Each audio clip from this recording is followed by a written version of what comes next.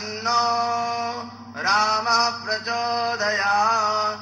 ॐ नमो भगवते उत्तमश्लोकाय नमः आर्यलक्षणशीलव्रताय नमः उपशिक्षितात्मन उपासितलोकाय नमः साधुवादनिकृष्णाय नमो ब्रह्मण्यदेवाय महापुरुषाय महाराजाय नमः।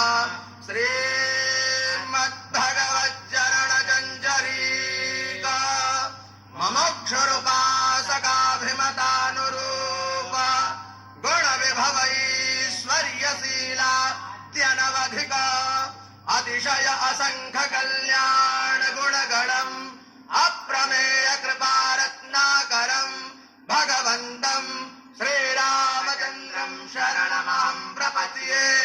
ॐ अप्रमेय कृपारत्नाकराय भगवते श्रीरामभद्राय नमः।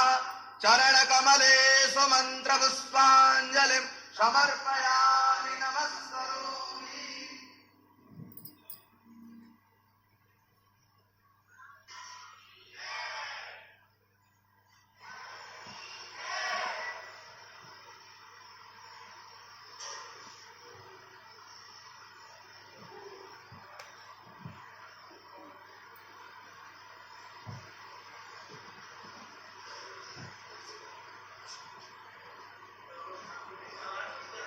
वर्जनं भवतीजानां वचनं सूक्ष्मपदां दर्शनं जगदूतानां